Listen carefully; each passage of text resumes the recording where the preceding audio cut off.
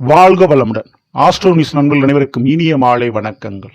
இன்றைய பதிவில் மிதுன ராசியில் பிறந்த நண்பர்களே, வாழ்க்கையில் எப்பொழுது வெற்றி கிடைக்கும், யார் மூலமாக அந்த வெற்றி கிடைக்கும், எந்த வயசுல கிடைக்கும், என்ன திசையில கிடைக்கும், எந்தெந்த துறைகள்ல வெற்றி கிடைக்கும், அதே போல எந்த தொழில எந்த வேலையில தோல்வி ஏற்படும், எந்த வயதில் ஏற்படும், என்ன திசையில் ஏற்படும், யார் மூலமாக தோல்வி ஏற்படும் அப்படின்றத ஒவ்வொரு ராசியும் நம்ம பார்த்துக்கிட்டே வரோம். இன்றைய பதில மிதுன ராசியில் பிறந்த உங்களுக்கு பார்க்க போறோம். ஸோ பதிவு ஃபுல்லாக பாருங்க. நம்ம சேனல் மறக்காம சப்ஸ்கிரைப் பண்ணி கூட இதில் பெல் ஐக்கான ப்ரெஸ் பண்ணி வச்சுங்க. மேலும் நம்மளுடைய சேனல்ல ஏற்கனவே சனிவானுடைய வக்ர நிவர்த்தி பலன்கள் பதிவிட்டாச்சு. பார்க்காதவங்க சேனல்ல போய் பாருங்க, கண்டிப்பா உங்களுக்கு பயனுள்ளதாக இருக்கும்.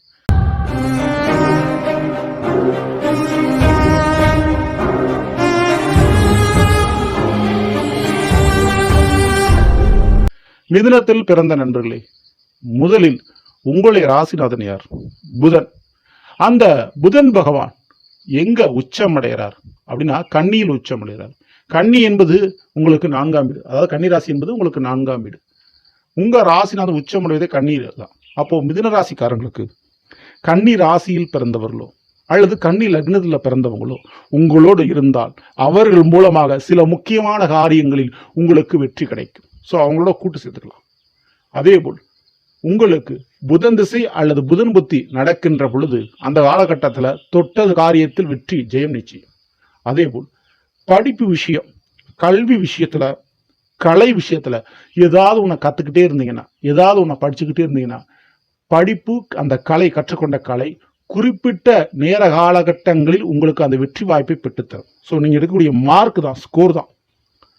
அடுத்து வண்டி வாகனம் சம்பந்தப்பட்ட வேலைத்துறை, டிராவல்ஸ், டிரான்ஸ்போர்ட்டு, போக்குவரத்து, இந்த மாதிரி ரியல் எஸ்டேட், இடம் வாங்குவது, விற்பது, இடம் கட்டுமான சம்பந்தமான விஷயம், கல்வித்துறை, டீச்சிங் லைன், இந்த நான் சொன்ன இந்த துறைகள் எல்லாமே உங்களுக்கு மிகப்பெரிய வெற்றியை கொடுக்கும். இதுல தாராளமா நீங்க கால் பதிக்கலாம்.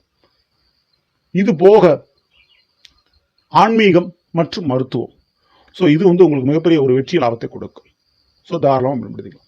ஸோ குறிப்பிட்ட வயதுனால மிதுன ராசிக்காரங்களை பொறுத்தவரை அந்த 29 to 32 இந்த வயது காலகட்டங்களில் முக்கியமாக ஒரு திருப்பங்கள் வாழ்க்கையில் ஏற்படுறதுக்கு வாய்ப்பு உண்டு. சரிங்களா? அந்த ஒரு காலகட்டத்தில் நேர காலங்கள் உங்களுக்கு நல்லபடியாக இருக்கும், அதை பயன்படுத்திங்க. ஸோ இதற்கடுத்து எந்த விஷயத்தில் தோல்வி ஏற்படும்? அதே புதன் பகவான் மீன ராசியில் நீசமடைந்து விடுகிறார்.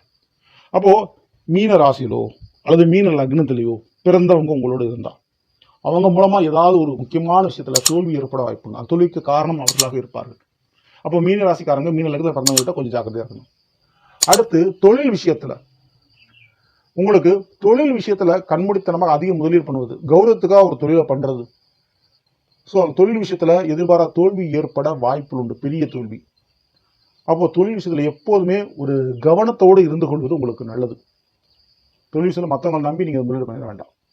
அதே போல் பெற்ற கடன், பிள்ளை கடன் அப்படின்ற அந்த கர்மா, அந்த கடமையை முடிப்பதற்காக பெற்றோர்களுக்கு ஒரு சேவை செய்யறது, பிள்ளைகளுக்காக ஒரு சேவை செய்யறது அப்படின்ற ஒரு விஷயத்துல, அல்லது கூட பிறந்தவங்களுடைய பிரச்சனைகள் நீங்கள் தலையிட்டு அவர்களுக்கு ஒரு நல்லது பண்றோம் அப்படின்ற மாதிரி இறங்கின்னு அந்த விஷயத்துல நீங்க தோல்வி காண்பீர்கள், அந்த விஷயத்துல நீங்க நஷ்டம் காண்பீர்கள். அதே போல வெளிநாடு சம்பந்தமான விஷயங்கள், அந்த வெளிநாடு சம்பந்தமான யோக வாய்ப்பு, வெளிநாடு சம்பந்தமான தொடர்புகள், அதனால் கொஞ்சம் விரைய செலவுகள், அந்த விஷயத்துல தோல்வி ஏற்பட வாய்ப்பு உண்டு. அதிலும் கவனம் இருக்கும். ஸோ குரு திசை அல்லது குரு புத்தி நடக்கின்ற காலகட்டத்தில் தோல்வி ஏற்பட வாய்ப்புண்டு. அந்த ஒரு காலகட்டத்தில் பெரிய முயற்சியில் பெரிய கவனம் தேவை. சரிங்களா?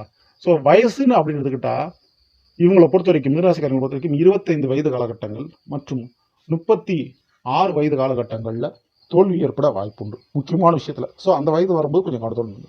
மேலும் தோல்வியில் ஏற்படாமல் வாழ்க்கையில் வெற்றியும் அதிர்ஷ்டமும் யோகம் கிடைப்பதற்கு மிதுனராசியில் பிறந்த நீங்கள் எப்பொழுதும் பண்ண வேண்டியது கால பைரவர் வழிபாடு. தவறாம பண்ணுங்க, நிச்சயம் பைரவர் உங்களுக்கு வெற்றியை தேடி தருவார். இந்த வீடியோ பிடிச்சிருந்தா லைக் பண்ணுங்க, ஷேர் பண்ணுங்க, மறக்காம சேனலை சப்ஸ்கிரைப் பண்ணி வச்சுக்கோங்க. அடுத்த சந்திப்போம். நன்றி, வணக்கம், வாழ்க வளமுடன்.